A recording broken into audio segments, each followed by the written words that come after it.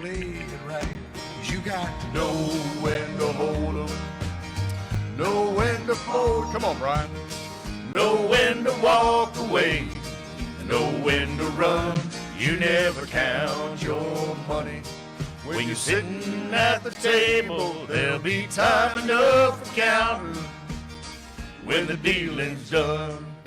Kenny Rogers. Kenny Rogers. Gone, man. What a legend. He is unbelievable. I loved Kenny Rogers. Yep.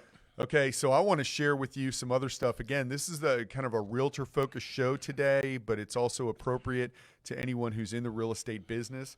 2017 tax legislation brought us something called cost segregation to the forefront. It's been around for 30 years, but there is a special depreciation allowance that is part of this 2017 tax legislation that took place in 2018, and it's incredibly powerful. I want to share with you how powerful it is. Real estate, folks, if you're listening, as you're listening, pay attention to this stuff. So, a realtor who does $5 million in real estate, you don't have to do that much. You can do more, you can do less, but a $5 million real estate is going to generate on a 3% commission $150,000 in revenue. Mm-hmm. After they pay their broker, their splits, their costs, etc., on their Schedule C, they're probably going to make around $100,000.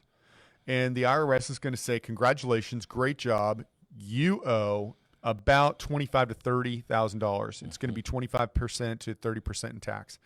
So you owe, let's go with $25,000. Well, you got to write that check, and you got to write that check quarterly is what you're doing. And this is an opportunity that if you bought a piece of real estate, and let's say that piece of real estate was $250,000, watch what happens here. You buy a $250,000 property and you turn it into a rental. Whether it's short-term income or long-term income, it doesn't matter.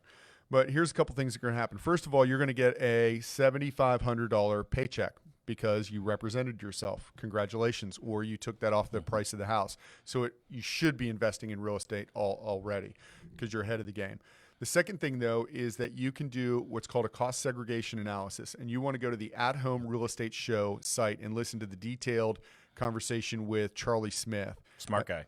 Very smart guy. At Home, athomerealestateshow.com. Listen to that piece. But the nuts of it are this.